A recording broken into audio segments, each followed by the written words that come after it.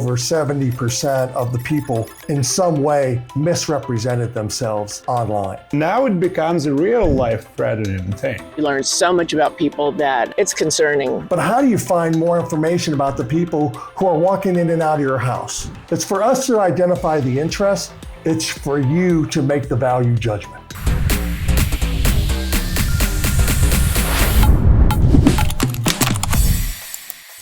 Hello, everyone.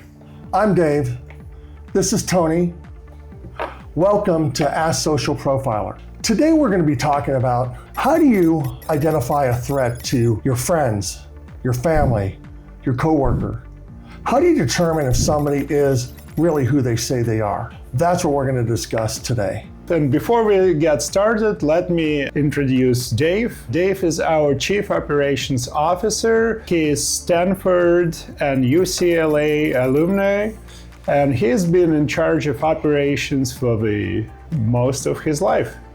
Absolutely. Thank you, Tony. Yes, you're right. I did have the opportunity to play football at Stanford in the early 80s.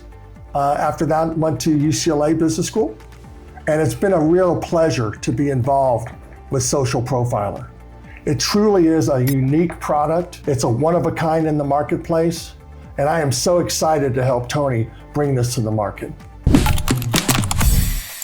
What are some of the most important factors when allowing someone access to your home or business? Just trustworthiness. Yeah, I'd say that'd be number one. Or do they have any kind of criminal background? Trust, yeah. Okay. Where they might be, if they're around your children or your valuables or something like that. You always have to be preemptively aware of that and hide your belongings, like just in case. You have to be proactive. Home is very personal, business of course personal too, but honestly just trustworthy, somebody I can really trust. Trust, safety, that they're not going to steal from you. Those are probably the top things.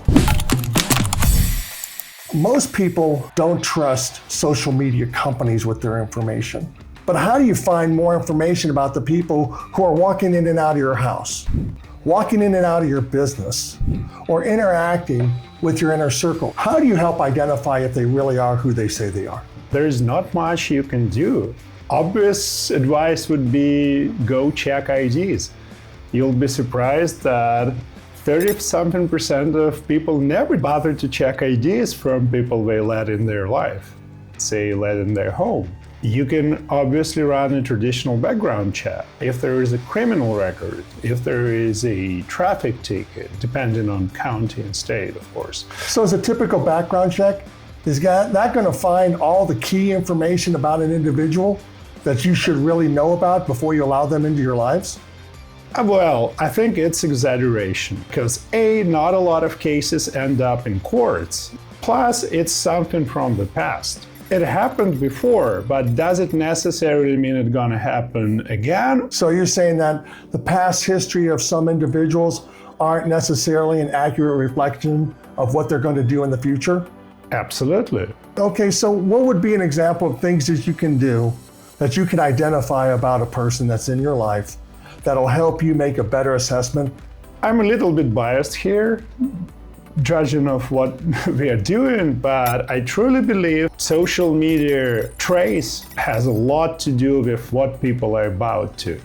For instance, there's a lot of examples like people applying for jobs as a babysitter, and then they have overwhelming share of interest in nightclubs, alcohol, drugs, and stuff. Or just interests that don't align with mine as a parent. Exactly. Do you want those people near your kids? Social Profiler is not only about safety, but it's also about compatibility. Is the nature and the character of the individual, is that in line with the organization itself?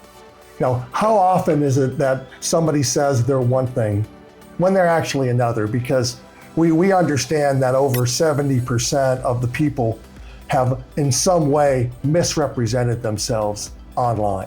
Somebody could be a real big threat to your organization if they misrepresent your organization based on what they have done online.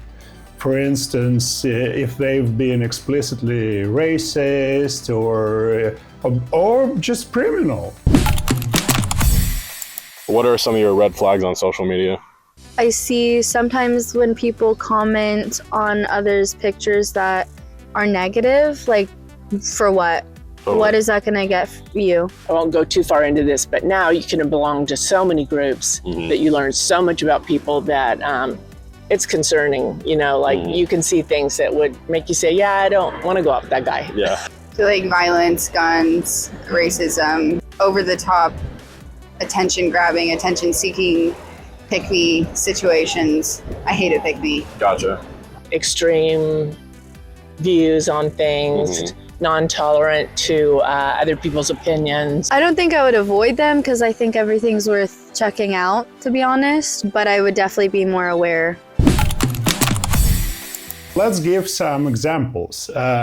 For instance, you allowing somebody in your home, say the contractor, and then you run a report and see there is like good share of bad sort, like anti-capitalism, eat the rich, and things like that. And you're like, oh, do you want those people anywhere near your home? With like, do you want to trust them, your possessions, and basically your safety from that point? People who are in your inner circle, doesn't it make sense to get as much information on them so you can know that their interests are compatible with yours? And the key with Social Profiler, we don't make a value judgment on whether things or interests are good or bad.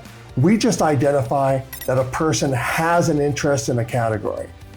And we have over 10,000 meta-categories across all individuals in the US. The threat might be something, not universally recognized. It might be specifically for yourself or your family, right? As you say, like, hey, tobacco in general might not be a big threat unless you have a medical condition. And then now it becomes a real life-threatening thing. The idea is to make things safer for your family and easier for you to identify people in your network that you may want to or not want to continue your relationship with. We give you that additional bit of information that makes it easier for you to do decisions. Well, from both of us at Social Profiler, thank you for your time. Have a wonderful day.